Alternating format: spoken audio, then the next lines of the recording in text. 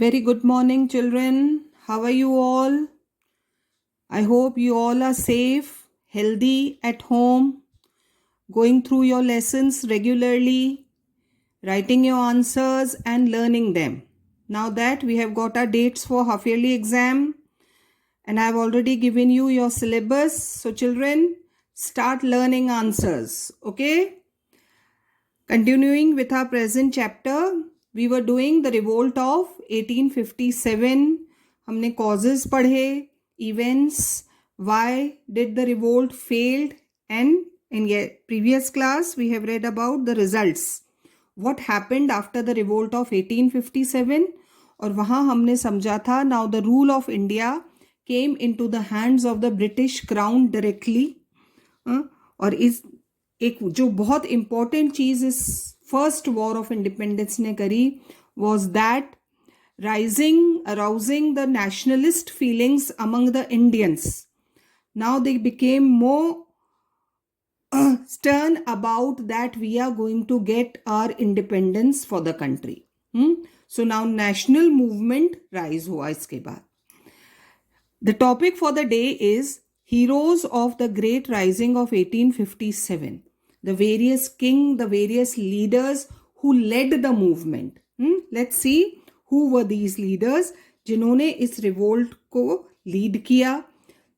Starting, they were getting victories, but there were reasons why they were defeated. वो हम पहले कर चुके हैं. So आज हम सिर्फ इन leaders की बात करेंगे. And the first and the most important leader was Bahadur Shah. कहाँ के किंग थे ये? He was the last Mughal emperor. Bahadur Shah Zafar. Bahadur Shah Zafar was the last ruler of Mughal dynasty. In fact, he was a ruler only in name. By the time he had become the ruler, the Britishers have already become the rulers of India. So he was just for namesake. नाम के लिए Mughal emperor थे. His real powers were in the hands of his general Bakht Khan. वो इनको dominate करता था. Bakht Khan ये तो सिर्फ अब नाम के लिए था भाई. Yes, Bahadur Shah Zafar is the Mughal emperor. When the English captured Delhi in September 1857, कब capture किया उन्होंने? September 1857.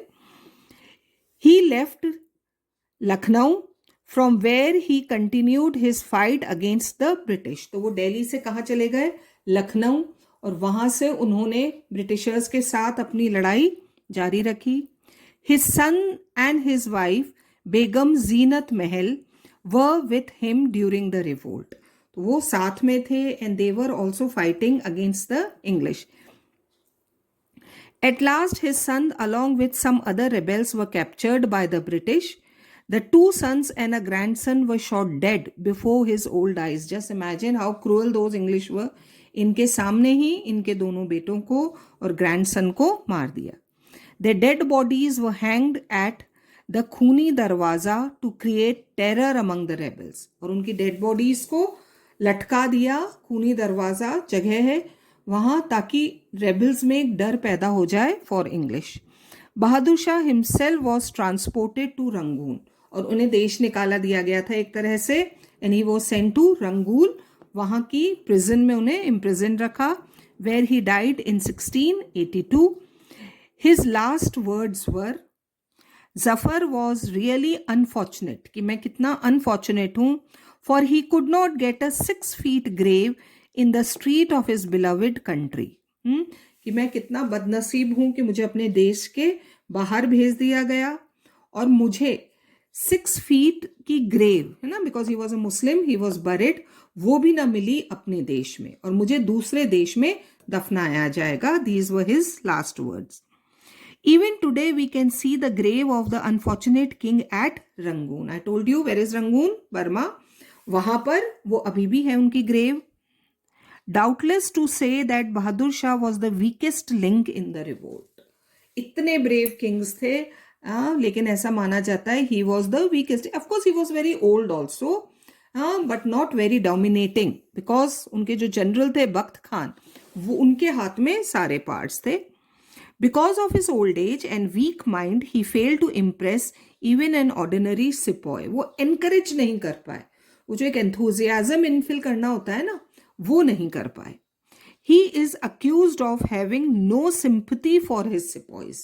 शायद कुछ कमियां भी थी उनमें खुद में भी, कि सिपॉइज के लिए उनके मन में, जो उनके सैनिक थे, उनके लिए कोई सिंपथी नहीं थी. Who in turn had no faith in him. Naturally, जब किंग आपके साथ सिंपथी नहीं रखेंगे तो सिपॉइज भी उनके लिए क्यों लॉयल होंगे, तो वो उन पर भरोसा नहीं करते थे. He lacked the qualities of leadership. वो जो एक लीडर होता है ना, जो अपने सिपॉय को, अपने सबॉर्डिनेट्स को हर चीज के लिए एनकरेज करता है, वो ये नहीं कर पाए. Nevertheless, he played an important role in the revolt of 1857. Till the end, he remained a symbol of Hindu-Muslim unity. यही एक पॉजिटिव पॉइंट है कि हिंदू और मुस्लिम दोनों उनको अपना एम्परर मानते थे. इसके अलावा उन्होंने रिवोल्ट में ज़्यादा कंट्रीब्यूशन नहीं दिया. The most important, now the most important leader who not only encouraged her sepoys but fought very bravely, जिन्हें ब्रेवरी का सिनोनिम माना जाता है, that is Rani of Jhansi. The leadership of the revolt in 1857 in central India was in the hands of Rani Lakshmi Bai of Jhansi, when after the death of her husband, the Governor General Lord Dalhousie, वो doctrine of lapse इन पर लगाई गई थी policy, and Lord Dalhousie refused to hand over the kingdom of Jhansi to her adopted son because she had adopted son. So Lord Dalhousie ने झांसी उन्हें देने से मना कर दिया and annexed it to the company. ये हम स्टोरी पढ़ चुके हैं. Like a hungry lioness, she joined the rebel sepoys. Imagine, है ना, क्या उनको एडजेक्टिव दिया है, hungry lioness. She joined the rebel sepoys and fell upon the British armies at Kalpi. That's the name of a place near Jhansi where she fought with British. Tatya Tope also fought bravely when Kalpi was captured by the British on 24 May 1858. Tatya Tope and Rani Laxmibai march towards Gwalior. दोनों वहां से भागकर ग्वालियर गए. Scindia's armies, Scindia was faithful to English, so Scindia's army sided with the Rani. Armies ने रानी का साथ दिया, जबकि सिंधिया खुद जो ग्वालियर के रूलर थे, ही sided British. But though Scindia himself rush to seek the British refuge, वो भागकर वहां चले गए. On 18 June, a battle was fought between the English and the Rani of Jhansi was helped by Tatya Tope and the brave Afghans. इन सब ने मिलकर Britishers के खिलाफ बैटल लड़ा.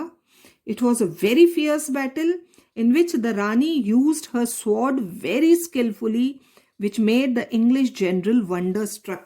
He was surprised, looking towards the bravery of the queen, जो लक्ष्मीबाई की bravery को देखकर वो भी आश्चर्यचकित रह गए.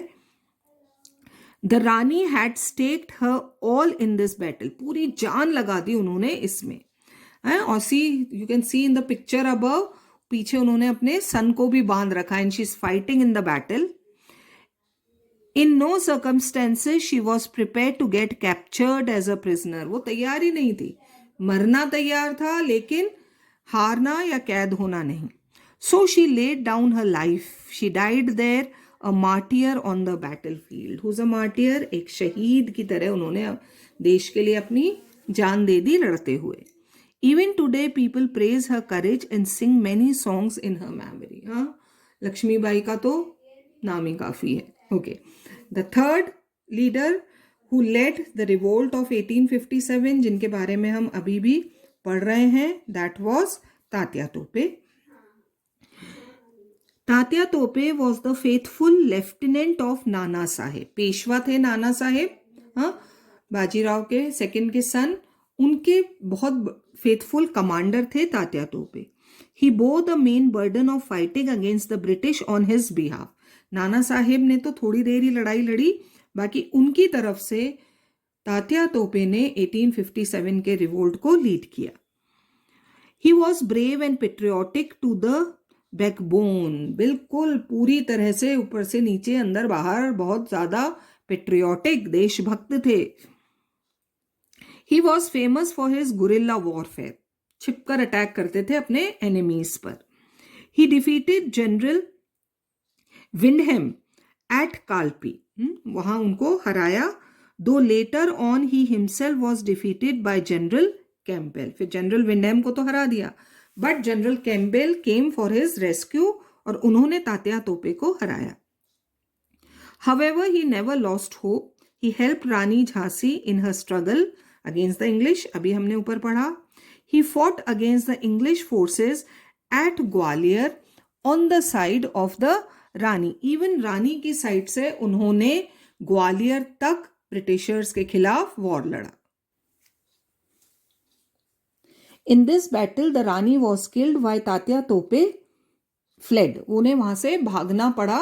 जनरल कैम्पबेल ने उन्हें हरा दिया. He was however caught. लेकिन उन्हें पकड़ लिया ब्रिटिशर्स ने and hanged. फांसी की सजा हुई.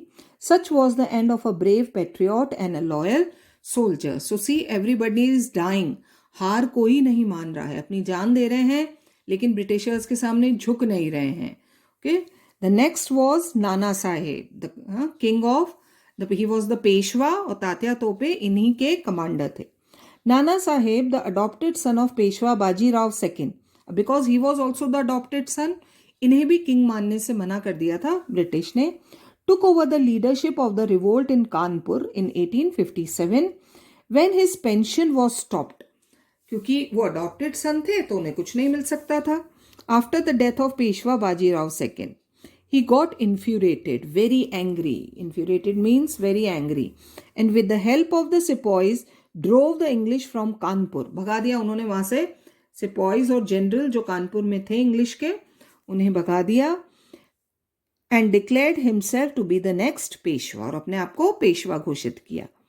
He also recognized Bahadur Shah as the Emperor of India. That he is the Mughal Emperor of India. इन्होंने ही सबसे पहले उन्हें recognize किया था.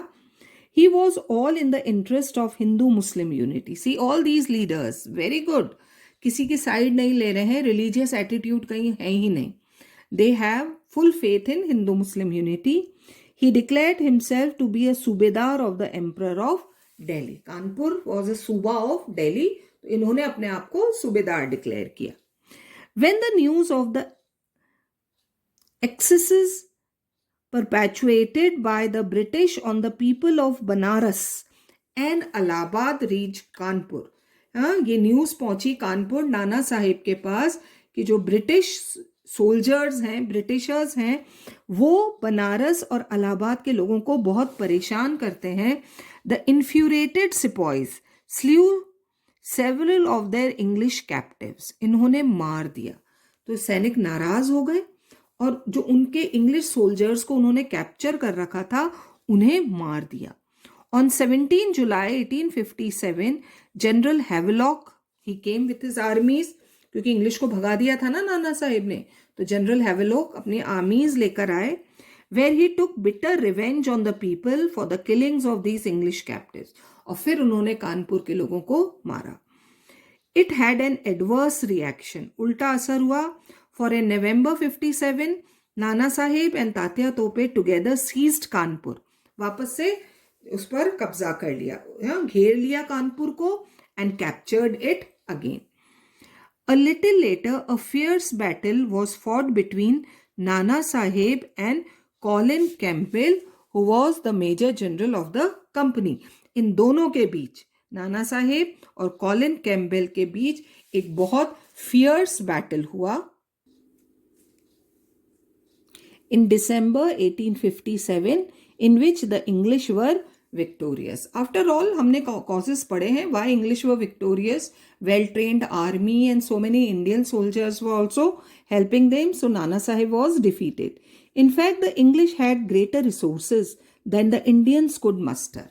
Indians जितना collect कर सकते थे उससे ज़्यादा resources English के पास थे. Rulers थे, well equipped थे, soldiers भी उनके ज़्यादा थे. At last, a broken-hearted Nana Sahib migrated to Nepal, while his lieutenant Tatya Tope went over to help Lakshmi Bai, the Rani of Jhansi. Both of them together put up stiff resistance to the English. तो नाना साहिब तो कहाँ चले गए? नेपाल चले गए. उसके बाद किसी को नहीं पता उनका क्या हुआ. And Tatya Tope, who was his commander, he helped रानी लक्ष्मीबाई, और उनके बारे में हम पढ़ चुके हैं. The next commander was Kunwar Singh. Kunwar Singh, a resident of Jagdishpur in district Ara of Bihar. He was not a king, but he was just a simple man. Gave a fierce fight to the British even at a ripe age of 80. Imagine, he was 80 years old. Kunwar Singh से ये मत समझो कि कहीं के राजा थे. He was just a common man. He was a discontented जमींदार. एक लैंडलॉर्ड थे वो तो, जमींदार. डिसकंटेंटेड का मतलब जो डिससेटिस्फाइड थे विथ इंग्लिश.